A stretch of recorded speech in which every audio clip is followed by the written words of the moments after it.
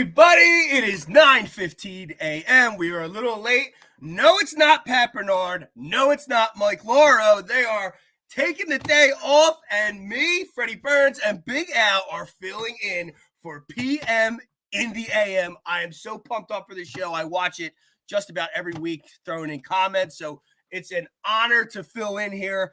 Ton to talk about. Sixers 2-game losing streak, just lost to the Jazz last night. Flyers get off the schneid, get a W against the Calgary Flames. And we got Eagles Giants at 4:25 today. And through all this muck, we still have a chance to win the NFC East. So, Al, how are you feeling this morning? A lot better than it's not Pat and Mike, that's for sure. It definitely gets prettier here on PM and AM without those two. But excited about a great Flyers win. We'll get into that, like an old school 80s style hockey game we had yesterday. Little, sucks about the Sixers, but that's just a 2-game skid. And a lot, still more questions that we started talking about Wednesday night into today, still looming for the Eagles. Yes, sir. Yes, sir. And let's kick this off with those Philadelphia Flyers. 3-2 win yesterday against the Calgary Flames at home. We had a stunning development, a power play goal. There was a power play goal yesterday. The Flyers are among the worst in the power play, but the best in the penalty kill, a shorthanded goal that eventually was the game winner. Al, you covered the game. What were your takes on yesterday's game? You had a Flyers team that was, I don't call it quietly, but quietly struggling. This was their second win in the last 8 games. And they broke a 4-game losing streak. So, that, and the fact is it was kind of an all around, like a lot of check boxes were had. Morgan Frost got a score. That was a big one. He was benched just recently, so it was nice to see him get back. He had a score and an assist, so that was big for him. The Calgary Flames are a good team, and they came into South Philly hot. We just saw them a week ago. I think it was today, a week ago. And just didn't do well up in Calgary against them. And like I said, the team checked a lot of check boxes, got that PowerPoint goal, like you said, the shorthanded goal that won it all. I mean, they actually had 3 chances in that game yesterday for shorthanded goals. 2 in the first period, and then of course the one that won it with TK bringing it home in the third period. So, like I said, a lot of boxes checked that this team kind of needed during this 8-game skid. 8 players with points. Anthony Age checking in here. Thank you for listening. Hey, Mitch, hi to you as well. Please hit that subscribe, share this out for us. Really appreciate it. PM in the AM today. Hart had a good game. He did have a solid game. He came in at the third period on the West Coast trip at one point, gave up a goal. They won 4-1, I think. He's been really sick, man, battling this illness all the time, essentially. He's probably not 100%, I'll say, even if they say he is. He's been, I don't want to say he's been struggling, but he's just not been, the Hart we're accustomed to seeing or at least prepped up or hyped up to believe he is going to be. How did you feel Hart played yesterday? Hart played well. I mean, of those 2 goals he gave up, one of him I blame him for. The other one was the Calgary defense. I mean, offense had the Flyers defense just completely on their back heels in front of the net. They took like 4 or 5 shots on goal, and the Flyers just couldn't get their feet under them enough to clear the puck. And then ultimately, I think it was Weegar who scored for Calgary. And they got it. So that if you think about it, only one goal I really put on him. It was also a breakaway goal, so it was a 1-on-1 attempt that he lost, of course. That was I think Herberdeau scored that first one, and then you had Weegar who scored the other one. So, other than that, I mean, he played really well and had a lot of attempts in front of him that he stopped. And so did Calgary. I mean, if you look at the shots on goal differential, it's 42-24, favoring the Flyers, and they only let up one more extra goal than they did. That's always said, put the puck on net, things can happen. So. But Hart has been doing well, and like you said, battling an illness, and it's not just Flyers. I mean, we know just talking to friends and people we deal with at EOP, people getting sick ourselves, and other than that, these illnesses are really running around in all sports. You had 2 scratches yesterday for the Flyers alone for illnesses. We saw Jalen Hurts have to play what we thought was going to be called the flu game in Seattle. So it's definitely a factor we're going to have to be looking at across all sports going forward. Ryan Swope, check it in. Thank you for listening. The positive of the Flyers is the penalty kill, but it's really weird how they are on it and how many shorthanded goals they have when they are sit-back team always trying to block shots on their own zone on regular play or 5-on-5. I guess outside of their zone, they do pressure and attack, but not when the puck is in their own zone. They sit back when it is.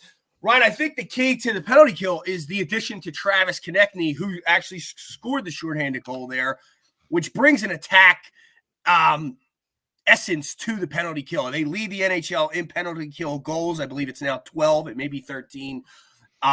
So it's refreshing, and I think it's a smart move by Torts to say, hey, we have an avenue here.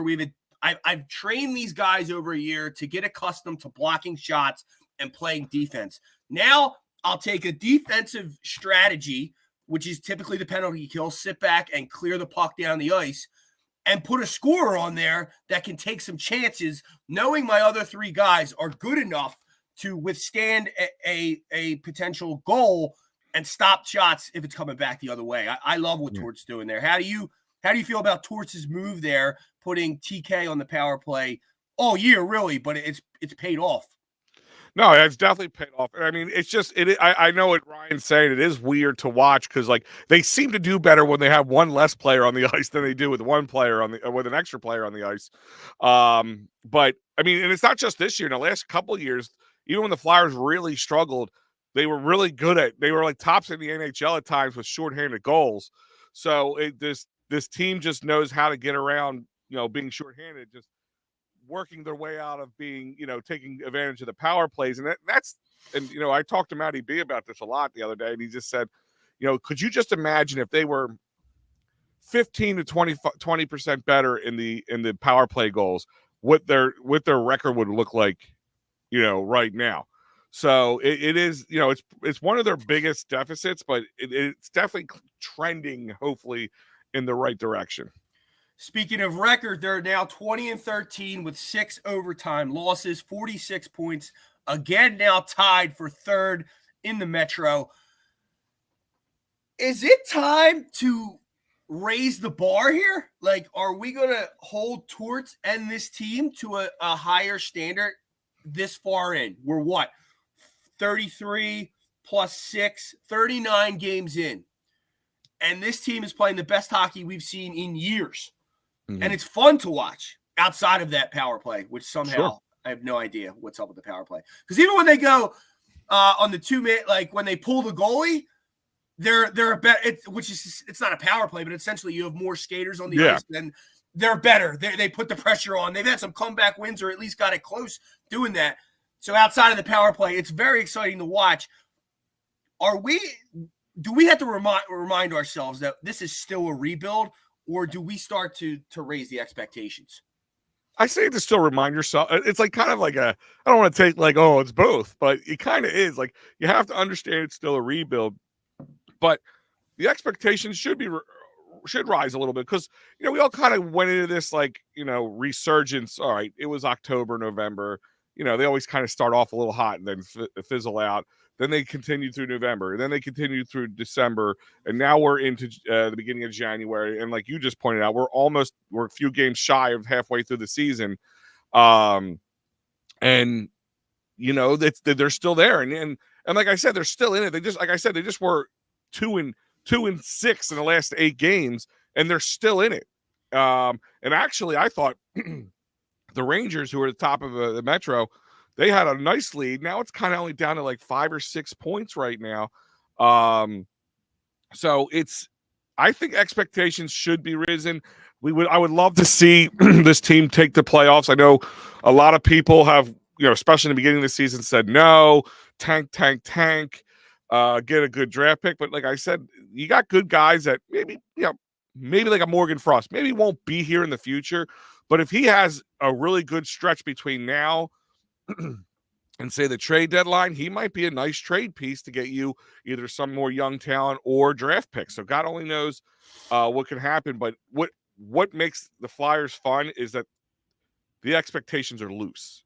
Look at the Eagles now. Like we're so tight about it because our expectations for Super Bowl are bust coming into it, especially when they started 10-1. But with these guys, the expectations are more loose. So I'm okay.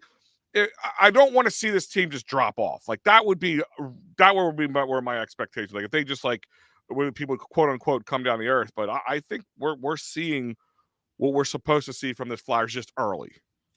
And is it time to, I should have worded it better, criticize this team at the level of maybe a Philadelphia Eagles or 76ers team where you're starting to criticize a little too much, in my opinion, sometimes?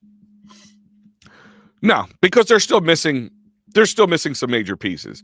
I mean, the Eagles, they have major pieces. Sixers, they have Joel Embiid and some, they might be missing another piece or two, a piece that could put them over the top.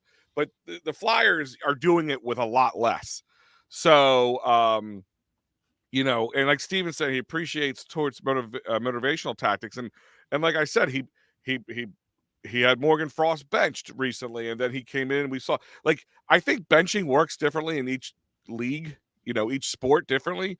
But, Torts does it at the right time, and power to him, because coming into it, a lot of people were kind of off on Torts. They just thought Torts was this angry, yelling, scream, pound his chest coach, which, he kind of earned that moniker.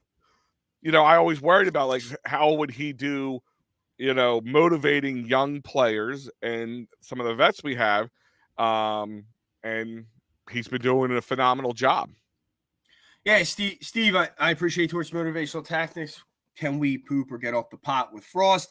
As Al touched on it, I like it. He actually benches people. He holds them accountable. How many years, Steve, that we there's no accountability. There's no accountability. There is now. You get benched no matter who you are. If you don't produce or do it to the liking or the standard that Torts has set for this club, then you're benched. But then you have the opportunity. This is the key, though. It's not like you're just in the doghouse and you're done. And you're done. He's done with you. You're given an opportunity, and you saw yesterday. Did it work? 1 goal, 1 assist. It worked, didn't it? Yep. Anthony checking in, 1 goal riser. If they get tipped, Hart had the save. True. That would have been a 1 goal instead of 2 given up. I wish the announcers would stop repeating themselves.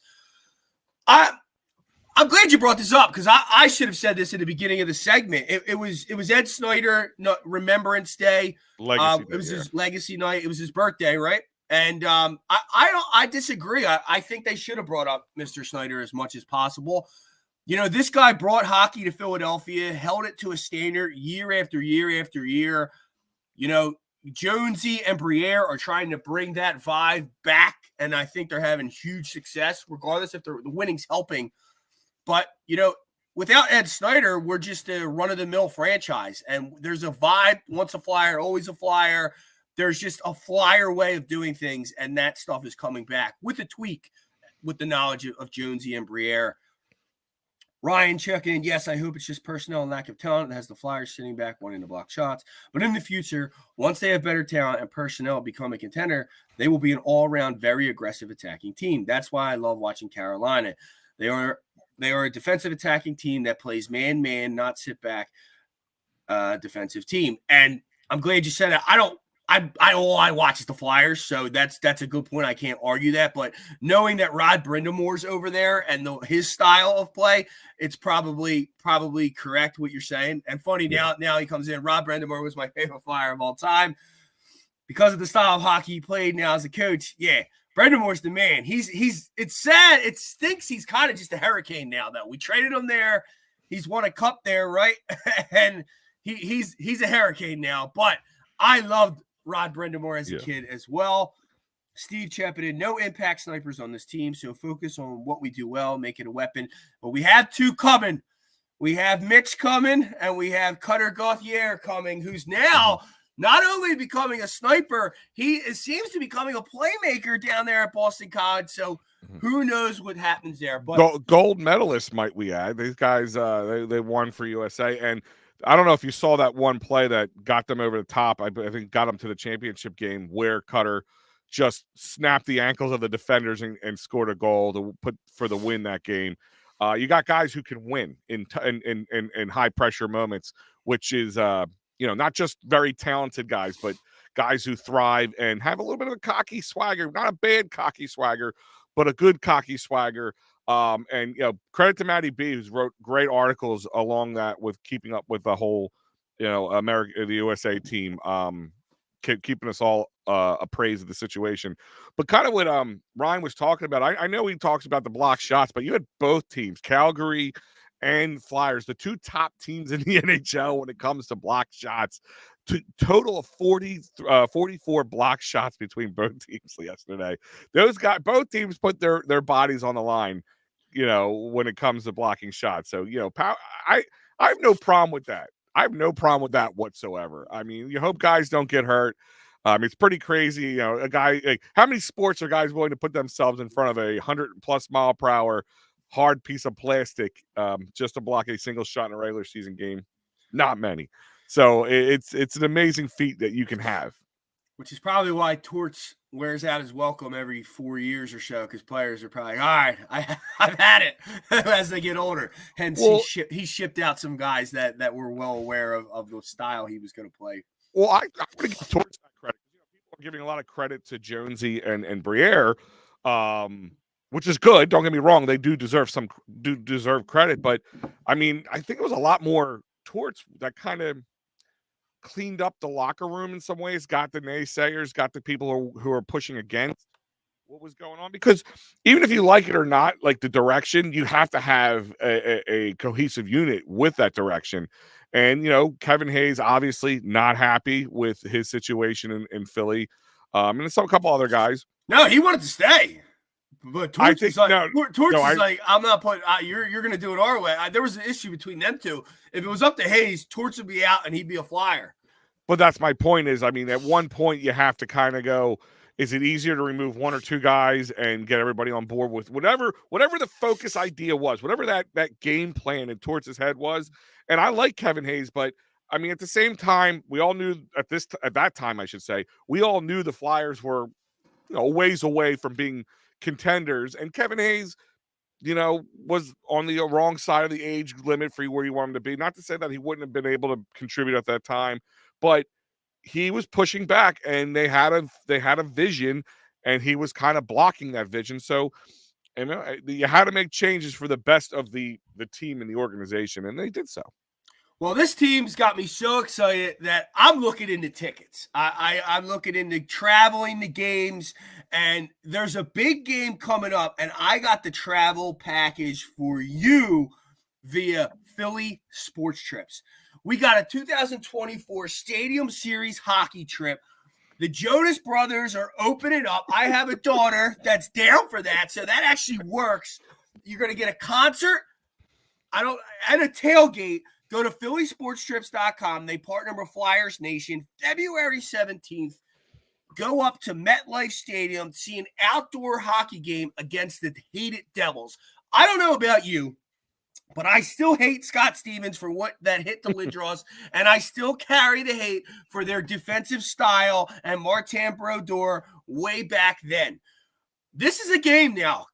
The Jersey, as it stands now, the Jersey Devils are 21-15 and 2 overtime losses, 44 points in the Metro. The Flyers are 20-13-6, 46 points. When this game was written, the Flyers were supposed to stink and not really be in it. It was like, do I want to go up there and get my butt kicked by the Devils? That's not the case now. Go to phillysportstrips.com. Book a trip today, as well as various trips going on. They got Clearwater spring training coming up. Sixers travel out to L.A., go see the Clippers and the Lakers. Ton of fun stuff. Best place to go, phillysportstrips.com.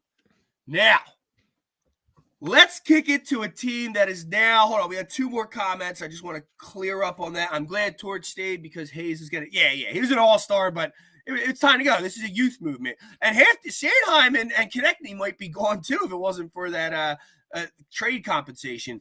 Will they keep the coach when this team is a lit contender? As long as the players are buying in, James, they will. And he doesn't even think so. I remember his opening when he was talking, he goes, I'm going to be here for this change to this team, but I might not be here when they change. Like, he kind of alluded to that from his first opening statements. You're darn right.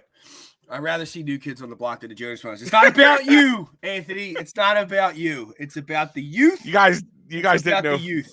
You guys didn't know Freddie was a big Jonas Brothers fan. No, I'm not. I probably couldn't even tell you a song, to be honest. I feel like the Jonas Brothers my daughter was like, really? So I was like, it must be a good thing then. Well, I guess to me, the Jonas Brothers are like 30 years old now. I mean, I feel like they've been around forever. Don't they have like a Taylor Swift connection? Maybe that's why my daughter got excited. But anyhow, let's move this on to the Philadelphia 76ers, who have now dropped 2 games in a row. They get the doors blown off them by the New York Knicks at home Friday night. With Embiid. With the whole, Harris left injured in the middle of the game, but they outside of the first quarter, they really weren't in it. It was the first time in the Nick Nurse era we've seen what you could argue is lackluster effort. Though I will say people's opinions on Twitter X is a little different than what happened. It's not as if they gave up. The starters were in the game well, and they were hustling. They were running down the court. I just think they weren't hitting shots. Anyhow, they lose to the Knicks, which is it up at they just made the trade for Anunoby. They're now 4-0 since they've had Anunoby. They have a good coach, a defensive-minded coach that brought a playoff-style defense.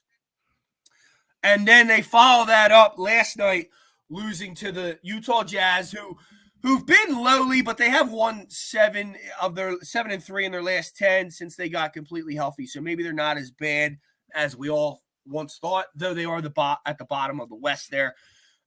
They lose by 15 points roughly. I turned it off with like 2 minutes ago. There was no point to see the final. They had Embiid out, Tobias Harris out, Covington was out, and DeAnthony Melton was out. And Korkmaz, if it matters to you. I will not mention that because it's irrelevant. Korkmaz was out too. So was the guy they just traded for, the big guy that everyone loves. That I forget his name. He's playing down in the Blue Coats. Sean Bernard of Philly Pick Swap and Fox Sports The Gambler loves this guy, and then so does who else? Dimes loves him. My buddy that's a Sixers process guys. I'm a process guy. I don't love the guy. He's not going to. Anyhow, I'm going off the rails there. Anyhow, the Sixers lose 2 in a row. Is it time to start criticizing Nick Nurse for his moves and what he's doing? It's a good question. I don't know. I would say in 2 games, no, but it does show you, like, especially the Knicks game more than last night's game. How this team works in like you said, a playoff style atmosphere, does expose some of the issues that the Sixers are, we knew that they would have, because we know they're not 100% there, but they're pretty damn close. So I really can't beat a guy up. I think they're still third in the East right now, or second. Where are they at in the East? They are currently. Oh, I just exited off. I know they're second in the Atlantic, but that doesn't matter. 5 games back from the they're still third in the East, correct. They are 2.5 games up of the New York Knicks and 2.5 games back of the Milwaukee Bucks and 5 games behind the Boston Celtics. So they're right in the thick of it. But I will say they are also 3 games out of not even being in the playoffs. So it's a very bunched up race here. Yeah. Yeah. You had a good Knicks team who just, have added OG, which is good, which propels them a little bit. But they got the doors blown off of them. But do you, with an 80-some season, do you not expect to get a game or 2 where you just get shut down? I don't know if I can just criticize Nick Nurse in 2 games, especially over one of those games where you had none of your starters, or not none, but everybody, but what Maxey was playing. So, I mean, well, they have Kelly Oubre. They had a worth of a squad going, and it's not like they weren't in the game it was a 1-point game at halftime, and then the third quarter they took the third of the fourth they quarter. went up 8. They were up 8 going into the fourth. At one point they were up like 15, 16, 18. So Tobias Harris going out in the middle of the game was probably an injury there. That's a problem, but I think more it was Max. He was just awful. 9 for 24 from the field, 1 for 9 from 3. I didn't feel as though he was on, and he hasn't been on. He's been kind of off. Kelly Oubre showed up, dropped 24 points, but he was struggling from 3 as well. The whole team was struggling from 3 outside of Marquise Morris, who was 3 of 7, but that was late in the game. Even the 1-3 he hit, trying to bring them back. Paul Reed, I'm now on him. I mean, he's I was going to say, are you off the Paul Reed trade? I never was fully on it, to be honest with you, but he's a -7 in the game. He got a chance to play significant minutes. You go over. I like Bamba a little more. He gives you the 3-point stretch and allows to open up the floor, I think, for the other guys, especially when Embiid's out. Paul Reed's a hustler. He's a grinder. He's going to get down there, but there's times he'll sometimes make the shot, but it's just not a flow. It doesn't feel like it's within the flow of the offense. How about Jaden Springer? I mean, the guy, I know he's still young and he doesn't get a lot of time, but the chance he hasn't, like, when he's had chances this season, hasn't been, we were all excited preseason with him because we saw, in the G League and everything, he was just in preseason, he just looked good. But since then, since the regular season, he was missing shots. I think he was not great. I mean, none of them were. Even Batum was like 0 for 5 last night from 3 points. So, I mean, do you wear? I mean, again, this is the depth of the depth, because this is you had your second string starting and your third string is your bench pieces. I mean, it was only a 4-man rotation on the bench? I feel like Pat Bev. That's all they had. Well, did not play. They had Terquavion Smith and Ricky Council, but I don't even know if they've got slight NBA action at the end. But yeah, they're G Leaguers. But yeah, most were coaches' decisions. Daniel House didn't play. But yeah, to your point, they were 7 for 38 from 3, 42, which was 18.4%, 42 for 104 from the field. They gave up a ton of second chance points too. Getting out rebounded is not something this team typically does. They're great on the offensive glass. Only 15 offensive rebounds, which isn't terrible. But if you come over to the Jazz, they had 39 defensive rebounds, 9 offensive rebounds to our 19 defensive rebounds. So that's you missing Embiid and Melton. I mean not Melton, Harris. I mean that's especially Embiid. I mean the Jazz played a much more aggressive in the paint last night, which they would not have if Joel Embiid was in that game. So they fully took advantage of the situation. And to your point on Springer, I go up and down with this guy. I thought he was Zaire Smith. Right now, he's just a defensive guy, but even he played 13 minutes last night. In those 13 minutes, he was a -15. Gave you really nothing. But he does have energy and bounce to him. So I don't know if it's, Nick Nurse will give you playing time, but if you don't produce, he's going to pull you. There was a myth that he didn't play the young players in Toronto, and that was not the case. The case was when he played them, they did not play up to the standard, and that guy was trying to win. He's not in a rebuild trying to figure it out. Steve coming in here. They really missed Melton and Cubs defense. Mook and Batum couldn't turn back the clock. I think Batum's, on a back-to-back with his age. Like the other night, he played well on defense early on at least. But, yeah, you're right. They're getting old. They're getting up there. Playing on back-to-backs might not be the best for them. At the same time, that's how they're role players. They're going to have to. Cubs defense, I think, has always been overrated. When he first got back here, I was excited for it. But I think the more playing time he gets, he starts doing stupid stuff. So he needs to sit right in his 13-minute window where he makes some plays and then just get him off the floor. But yeah, definitely better than what we have in. I agree, Steve. But the biggest point here is Melton, who's been under fire in trade rumors, people calling for him to be traded due to his struggles. And he is a great bench piece, and he can possibly start at nights. He's not a great ball handler, though he has the ability to and sometimes has to. But I love DeAnthony Melton, and I agree. We were missing him huge. Korkmaz is come on, Anthony. I hope that's a joke. I Please be a believe. joke. Nick Nurse has to be held accountable. Is he not though? Like I think everyone holds him accountable. He was being crushed for playing Embiid late in that game to get his 30 and 10. I'm with Nurse. Like, hey, let the guy go get his accolades. They were still within striking distance. He let him get 2 free throws. Outside of that, they were like teetering on 8, and then it would go to 15. Like they were trying to come back in the game. And I think setting that, the old NBA adage is pull them, let's get out of the game. That Doc Rivers adage, we're throwing this one. Scheduled loss where Nurse is going to push him a little bit and like, hey, you didn't play well enough. I do understand, not getting injured, but he still came out with like 6 minutes ago, especially how many off games Embiid has been able to sat the fourth with the lead. It's Nurse's job to get this team up after a bailout. Agreed. He should be criticized, though they were injured. Totally agree. But it's a 2 losses in a row. And I'll bet he gets them back up because he's the best coach we've seen here since I can't even remember. And that's my point. Like, it's really hard to criticize in this tiny, small sample size of a back-to-back loss. Yes, the Knicks one hurts the most. Tobias Harris going down the game shouldn't be the difference in the game, but they played them. They had a good game plan against the Sixers. And let's be honest, if this was a 7-game series in the playoffs or something, they might have got their doors blown off the one game, but that wouldn't probably happen for the rest of the season. They would have dealt their hand out. And again, like you said, they had none of their players, missing big key pieces against Utah. And how they respond from this will be where you learn to criticize. The Knicks game was a 3-man show with little help. I mean, the Knicks were on fire too. We got to remember that too. Can't win that way. Others got thrown in roles that they weren't there for. I don't fully think that was the case, Steve.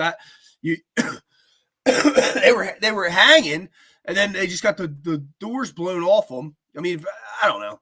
I don't think they were prepared. I agree. Nick Nurse should be criticized, but like we can't like every time there's a loss forget like where we've been through the whole season. Like we haven't seen effort from a Sixers team like this in years, night after night after night. And the one time it happens, we can criticize, but we got to stay level here. Yeah. Steven, Sarah coming in. Hello. Please send friend request. Send out a share. We'll send I have a feeling that's a bot, though. Anthony Aids. I like Reed. Who cares about stats? But Reed Hustler, he's more defensive person. Agreed. Here we go. Knicks shot 48% from the floor, 43% from 3. Against the Jazz, my opinion is they had no fight at the end, shooting threes instead of taking it to the basket. I agree, James. They did stop taking it to the basket, but they were tired. It was to the point they were beat down, tired, and it was insurmountable. The threes were the only way you're getting back into that game. And the Jazz had a couple. They were breakaways. They were dead. You're right. And Al, you were just about to say something that they were dead as well. Mm-hmm. Yeah, they're exhausted. That back-to-back, you had some older guys who were playing that game. That's all they could do. They were gassed, and at that point, what can you do? And you had nobody to put in. You didn't have any fresh legs. I mean, it's not an excuse, but it is an excuse. I mean, it's like if you look at like the graph or the lead change graph. Well, if you look at the win-loss graphs and how these Sixers have also blown the doors off a lot of good teams. That's why I'm like, just look at the small sample size. I'm not ready to start criticizing just because it happened back to back. Good defensive team. Tobias Harris wasn't on the All-Star promo. I mean, he really should. But like, I think he goes under too much criticism too. Like maybe we should trade him, but like he's a solid player. It's just the pay pisses people off. Like I agree with he said. It's very hard to find a 6'9" forward that shoots at the percentages he does and can damn near guard all 5 spots. Not every time. He's not going to be a lockdown guy, but he can hold his own. He's not a revolving door.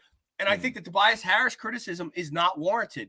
As a star on the team, as an all-star, yeah. But, yeah, of course they would remove him from the promo. I think they were trying to get him in there, get his value up if they possibly could trade him. But I think you ride it out with him and you just take the money next year and get someone there. My criticism of him is he always seems to play well when he's being criticized. Like when the words are trade, there's a trade rumor and Tobias Harris is involved or something or they're close to the trade deadline. Anytime his name kind of comes up, like the whole crumble conversation. Then he plays well, like, and then it kind of dulls off a little bit. Like, he seems to push himself a little bit harder when that happens. He's just inconsistent, and that's just been him. Go get Ben Simmons back. You say that with laughing things. I don't know, Kev, maybe you were listening to me and Al's Wednesday show, if you're breaking stones there or not, but I actually did bring that up. And if we got him for pennies on the dollar, I would certainly consider him off the bench if he can get back to that defensive mindset. And I think Nick Nurse could actually help him. And Embiid recently spoke, positively of him as well. So I don't necessarily would hate that. As long as he's a bench guy, only playing his 15, 20 minutes, that type of thing. He is great in transition, and that could be an asset as well. But we need shooters and we need a ball handler. Can we talk Phillies? Probably not today, Mike. We're about a month away from spring training. I'm going to say we're probably not going to talk Phillies today, but definitely excited. Nothing new to talk about, to be honest with you, Mike. I mean, no new rumors, no new trades, nothing else in the last week or so. So we'll sit back and we'll just follow us. We'll let you know when things happen. We are on the cusp of Eagles-Giants, though, if you want to hold on for that. It felt like every bench player had 2 points for the longest time in the New York Knicks game. Even if Embiid and Melton are healthy, this team lacks a true starting shooting guard who can play off ball and knock down threes and play defense. A consistent 15-point. Melton is a solid bench player, but he's very good. I like Melton and his two-way play. He's not a starter, though. I agree he's not a starter. I don't need an all-star, though, at shooting guard. I don't know if that's what you mean, Ryan. Maybe a guy that can just knock down shots and be a shooting guard. I think going star hunting and getting rid of your bench is not good. We've seen that year after year. When we blow this team up, it does not work. You need a solid team that's a core that's working together towards a common goal. The day of the 3 stars is gone, in my opinion, and I'm glad the last few NBA champions have reflected that. But they definitely need a true shooting guard. I am with you. Spread the floor and just let that guy light it up. And if he has the ability to take him off the dribble, that'd be a plus as well. Bogdanovich comes to mind as a guy we could possibly get. What just describes the team needs as a scouting guard fits Melton, but he's at the bench guy. I agree. He's a bench guy. Well, the Phillies are bumbling up the Wheeler extension. Hopefully they do extend him and get him on a good deal. I will say they will bring in another starter. I think Snell is a strong possibility, and I think you'll see the best rotation we've had probably since 2011. And they'll get the extension done. I'm not worried about it. This is a little.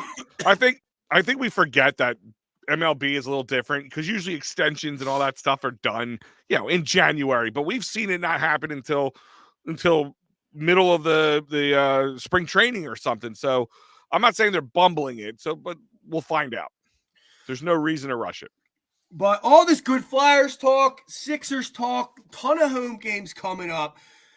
Even maybe if the Eagles win the division today, we might have a home playoff game option. I'm going to need a place to get tickets, and I got the place for you. It's Sherry's Ticket Town. Go to www.sherrystickets.com.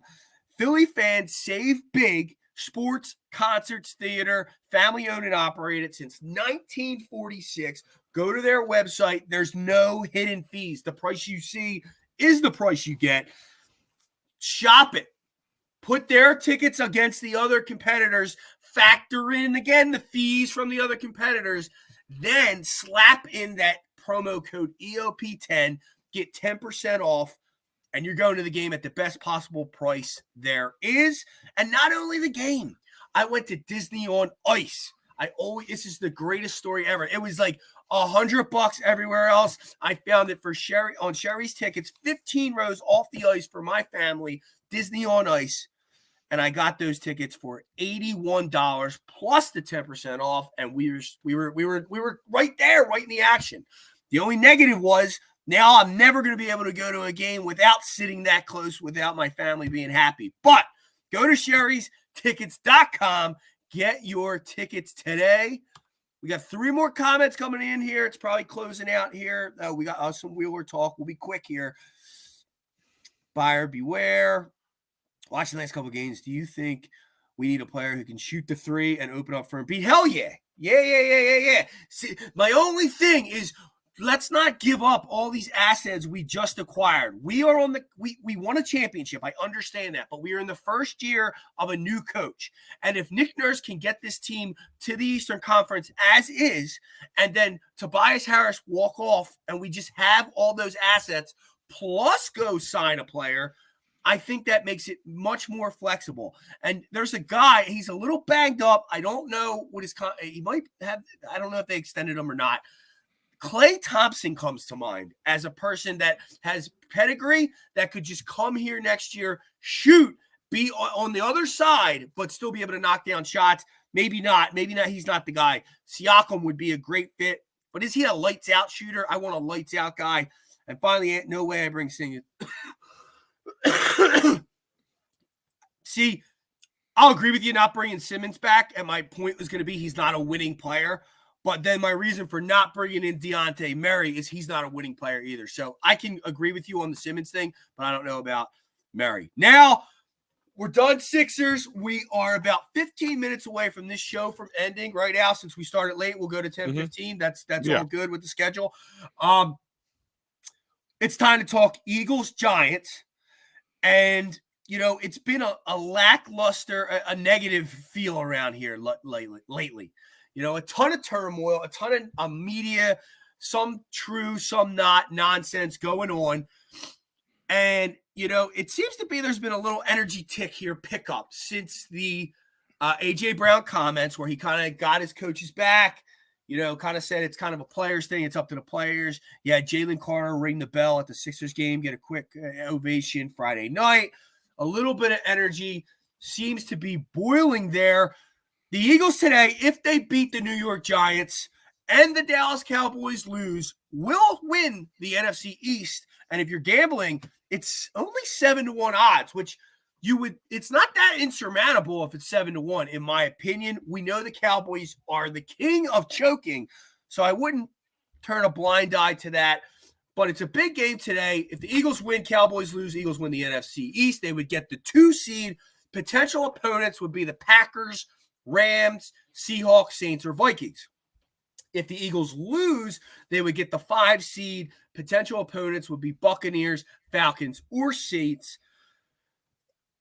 We got a ton. What's that? 1, 2, 3, 4, 5, 6, 7 different possible teams we could play today. A lot of 1 o'clocks might iron some of those out, but I'm kind of excited today, Al. I don't know if I'm being an optimist, which I tend to be. How are you feeling today? I believe it's a little bit optimist. I mean, it's there's going to be like, you know, if the Cowboys somehow, I mean, listen, they could bungle things up. Don't get me wrong, but it's a pretty tough mountain pretty tough for them to. I think they have like a 13.5 spread right now against the Commanders. They're not playing the Commanders that we saw early on in the season. They lost a lot of their defensive guys. They're dealing with some injuries. Their running backs are banged up. So if they bungle this up, that would be a big if, and definitely tells you that the NFL script is written in the Eagles' favor a little bit. But listen, I got a little re-energized from the AJ Brown comments. I'll be honest with you. Was he coached up? Would they give him like the things to say? You know, there's some things you could read in between the lines a little bit. But yeah, I mean, at this point, it's just like, bring it on. Like, I want to see what they can do. You know, I feel like we've been saying this week in and week out, but can they bounce back and play sound football? You know what I mean? You know, anybody ask me, what would I like to see today from the Eagles Giants? Well, we don't know what we're going to see. You're going to have no Devonta Smith. You're going to have no, is Swift out too? No, he's questionable. He's questionable. Actually, I usually have the, during this, I usually have the Eagles Darius injury Slay, report. is that who you're looking for? Because there was talks that Slay may be back, but Slay and Devontae Smith are the only ones ruled out, and Smith is questionable. I would definitely not want Slay, especially coming off something like this, knowing where they're playing. If this was at home, maybe I will, but that whole dreaded, you know, MetLife grass or turf or whatever the hell you want to call it. You know, I'm just looking at this right now. You know, like you said, the only 2 that are out are Smith and Slay. Swift he was one with the illness. That was what I'm thinking of. Avonte Maddox, he was full participant. Zach Cunningham, that could be a big thing. Having him back now, not a huge thing. I know I'm not gonna get ahead of myself, but if we had all our linebackers healthy at one time, this team would be a tick better at linebacker, which would be in our case a mass improvement. Hassan Reddick, he was a full participant, and so was Jordan Davis.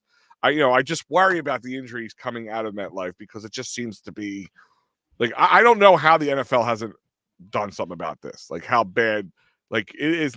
Any team doesn't want to play there. Any team, and you got 2 teams that play on that turf. Might I add? So, but like I said, if they blew this team out by 70 points, it's not going to make me feel like, oh, here Super Bowl, here we come. But I want to see mistake-free football. I said it to you on Wednesday night. I'm going to continue with that. I want to see mistake-free football. Like I want to see, and when I say mistakes, I'm talking about dumb fumbles, stupid interceptions, personnel changes that look like a circus. Those are the kind of things I want to see. I just want to see a smooth, complete game. I don't care about the end-all score differential. I just want to see a win, knowing that they're going to have some guys. In my eyes, I would like to see the starters play for maybe the first half at the most, and have enough of a lead that they can put in a Mariota and a couple other guys and just kind of cruise to the end, and see how that plays out. Well, the Giants are 5-11, and a win for them would push them further out of a better draft pick. At the same time, you don't go into games trying to lose. So Brian Daboll's going to have his team ready to rock, and they're going to be ready to be spoiler here. Eagles 11-5 would like to move to 12-5. Obviously, get a W, go into the playoffs, whether they're the champs or not with the win. But a few storylines here with going on with this game. The run defense faces a huge test. The run defense has struggled as of late. In the beginning of the year, it was a strength. The Giants, that's really all they have is a run game. Saquon Barkley, star running back. He's their only semblance of offense. With Tyrod Taylor in there, I think you saw in the second half of that Christmas game, it allows them to move the ball better even against the Eagles. They average 110 yards on the ground as is. The Eagles are really going to need to stop the run today. I think getting Zach Cunningham back in the lineup, he's been out for the last 3 games.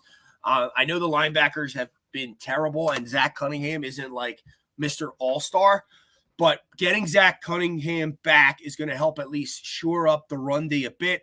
And we need the defensive line, the interior of that defensive line, to start, getting aggressive again and start to beat other teams. How do you feel the run defense is going to fare today, Al? Well, how they should fare is, they have a really bad, banged up offensive line against the Giants. But I feel like we've been saying that for weeks on end, and they still are making these teams like the Cardinals and the Giants the week before still look good in that category. So this defensive line has to shore up their lanes. They have to shore. They keep allowing mediocre and less offensive lines, get them out of their lanes, push them to where they want to go. If you watch the videos, if you go back and you look at the all 22s, if you look at the D line, they are just kind of going haphazardly, and allowing the O lines to dictate where they want to go. So that's my big thing that I've been kind of watching at with this run defense. And, and they're falling for simple tricks like having the whole offensive line stunt one way, except maybe 1 or 2 guys, and then biting on that. And then they have to come back and it's too little too late. I would like to see, because a lot of the questions is Jalen Carter gassed? Is Jordan Davis injured or being lazy has been another narrative that we've heard about. I would like to see if they can get out of that. This is I don't want to use the term get right game, but could be a find your rhythm type game, I guess is a good way to put it, especially for the defensive line and the offensive line, which we'll talk about shortly. The coaches don't know how to evolve this team, and when they do, the players are audibly out what seems like a lack of trust. I think it's been like borderline criminal the way this offense has been run. There's no motion. There's no different looks. There's a ton of double tight end. So criminal that I would have to call a lawyer. And you know who that lawyer is? It's David. Whoa, hit the wrong one. Almost had it. Perfect. David R. Cherry, Esquire. Call him right now, 610-565-0300. Go to www.cherryinjurylaw.com. Workers' comp, motor vehicle accidents, personal injury, criminal law. Even call him about terrible formations by Brian Johnson and Nick Sirianni with the Philadelphia Eagles offense. Please don't call him to do that. That was a joke. But call him today if you have any of these issues. Greatest lawyer out there, David R. Cherry, Esquire. Call him now. Almost had it nailed that segue, Al. I almost crushed that segue, and then I hit the banner instead of the ad. But let's get back to the comments here. I want to touch with Ryan because this is an interesting take. By the way, Nick Sierra is a very smart man. I agree. He's smart. He's not letting any teams get any film on this Eagles season. He's trying the best he can to hide the Eagles' important plays. I don't know. I can agree with this here. Bet the house. JM. Yeah, right. If that was the case, he's a clown. Oh, okay. I thought you were saying that for a second. Oh, he was okay. All right. If it was true and the team found out, like, oh my gosh, I was Ryan. Okay, we're on the same page here. Yeah, there's no way he's doing that. He might hold some things, but the way this team's playing, you can't just like, oh, I'm going to sit here. It's a big secret. We're going to be the 5th seed. Yeah. So yeah, and that's the thing is losing that 2nd seed. And don't forget, just a couple of weeks ago, we were still in the 1st seed, even though we got trounced by the Niners and beat by the Cowboys. Even into that moment, we were still 1st place bound at one point. And if that was true and he was just doing that, and you don't just fall down from 1st to 2nd, but you go down to the possibility of being 5th, you are a clown at that point. No doubt about that. Who else we got? The Packers guy, Anthony A's, one of my players, so we can smoke them. Yeah, I would love the Packers actually. So I mean, I think we're on the same page here. That'd be a nice get right game for us. I think we could rock Jordan Love a bit, but our defense has been so bad. Oh, you know what would be nice, Anthony A's? You could get a little Darius Slay back in your life. We go to Lambeau. I think we'd have to win the division though to play the Packers though. I forget. I don't know the scenario there, but. Anyhow, glad you're confident. That'll be a nice back and forth if we end up playing them. Sorry, I told Pat write too much because I prefer to talk. I hate typing stuff. When I do, it's a lot. Blah, blah, blah, blah, blah. Gotcha. Anthony, Eagles are done even in the playoffs. You know what? I don't know that I feel that way. And I'm going to bring in Michael here to agree with him. The Eagles are going to be the 5th seed, and I think that might wake this team up. And Michael, I've been thinking about this all week. So if they get set up to play New Orleans on the road, a 5th seed, in one of the, if not the toughest place to play as far as domes goes, it's loud in there. You can't hear anything. If they can get a W on the road against New Orleans, that may galvanize this team to be like, you know what, we're road dogs. We're going to take this and we're going to run through it. I agree, Mike. I think that could wake them up even further. Giants are sneaky, streaky. No, they're not. The Giants stink. 14 snaps. Did you see they had a wide open touchdown pass, Anthony A's last week, Tyrod Taylor, and a little flip, and he couldn't even make that. But also they bungled the kick too that could have beat the Rams. So they did a couple. They shoot themselves in the foot just as much as other teams do. So if not more. So.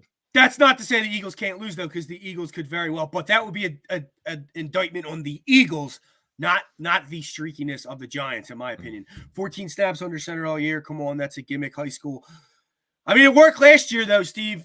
I just think they're not scheming up, and I don't think Hurts is making the right reads. I'm a supporter of Hurts. I want him to succeed.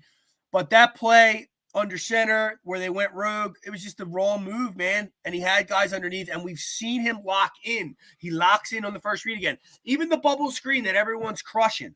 A few of them, he shouldn't have thrown the football. You get it out quick, but if there's a defender there, you can't throw that. He almost got Devontae Smith killed in the Seattle game. It was completed, but I think it's Hurts, more Hurts in my. It's both really, because if you have no motion, no different formations, you're not disguising anything.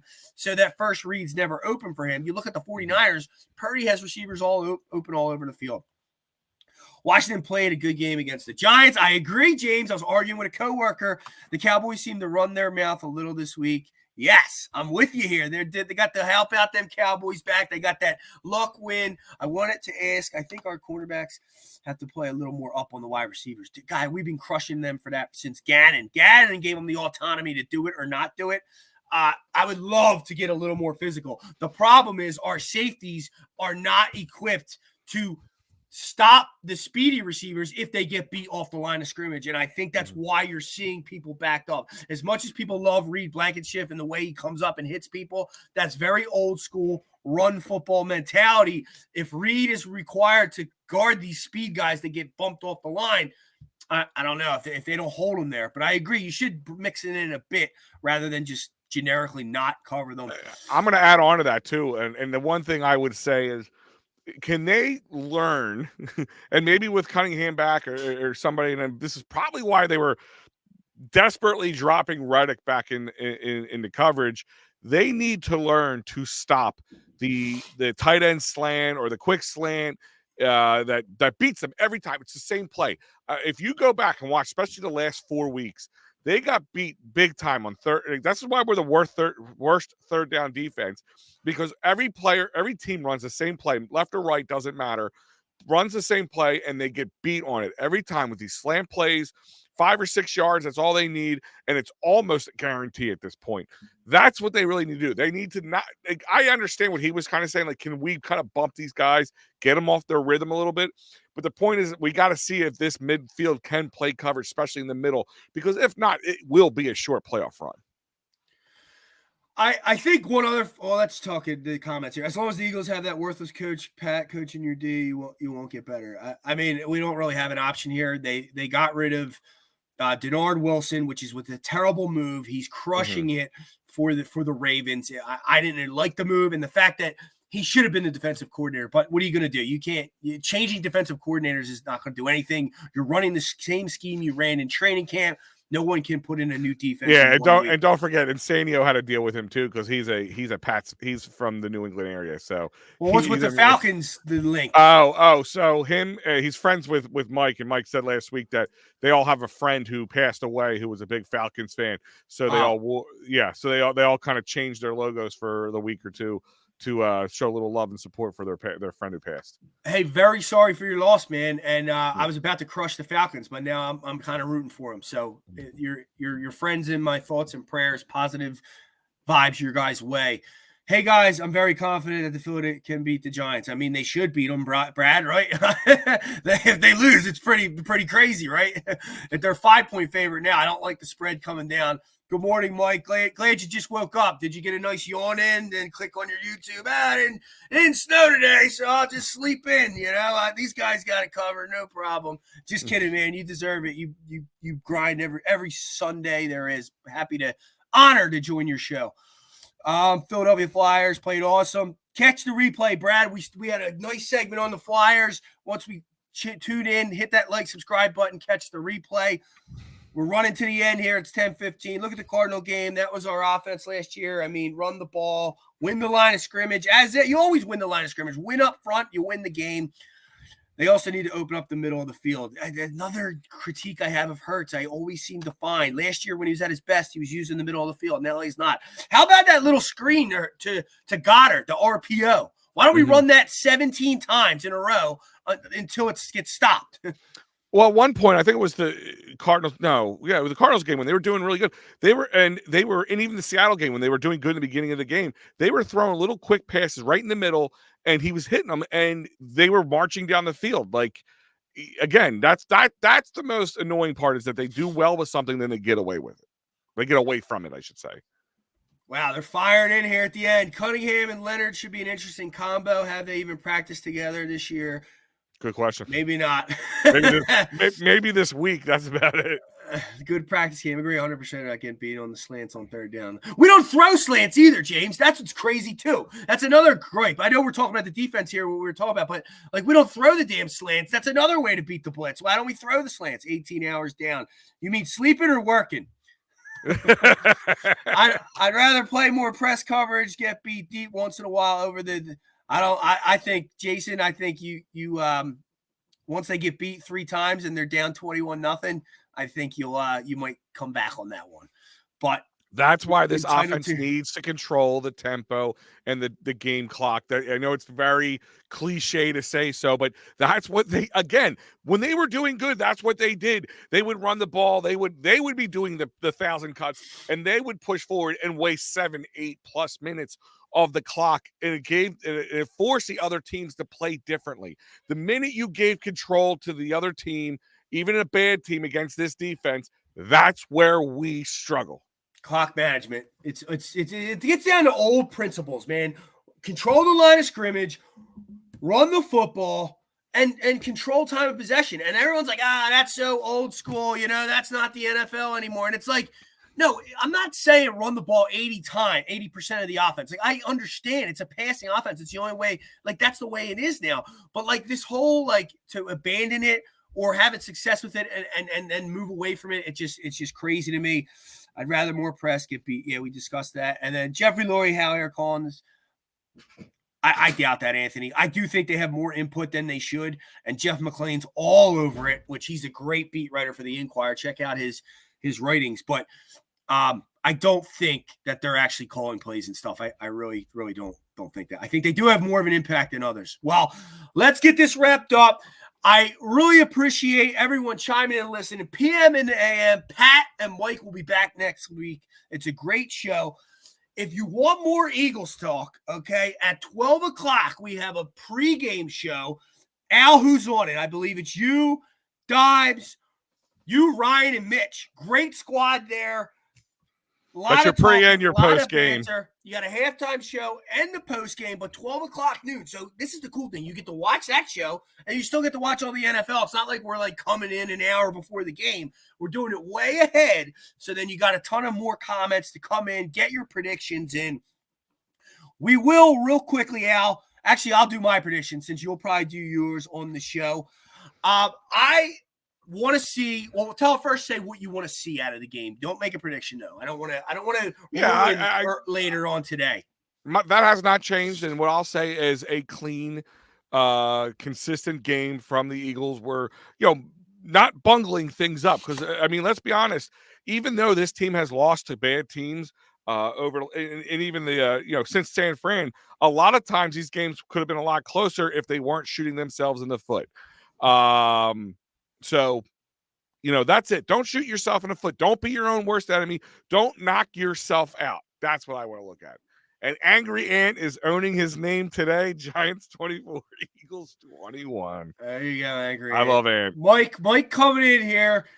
Birds, Cowboys fall in DC. I'm with you, Mike. I am with you there. Host of PM in the AM. Birds 34, that's his prediction. James coming in. I appreciate your nice comment and listening. Please hit that subscribe and like button so you get the notifications when they pop up. And if you have the ability, please share our stuff out. We really appreciate it. I want to see running the ball. We all want to see that. LOL. Al, I'll close this out with, I agree with you, Mike Lauro. The Cowboys fall in D.C. The Eagles beat the New York Giants today.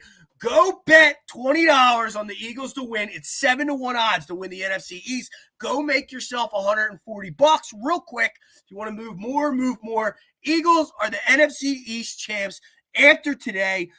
For Big Al, I'm Freddie Burns. We have one more ad to close out with, and that's Dolan's Bar, Ridley Park, 24 East Cellar Ave. Go to dolansbar.com. They have Quizzo music, great games. Go down there in Delco. Check the game out today. The wings are unbelievable. For Big Al, I'm Freddie Burns. We will see you next week.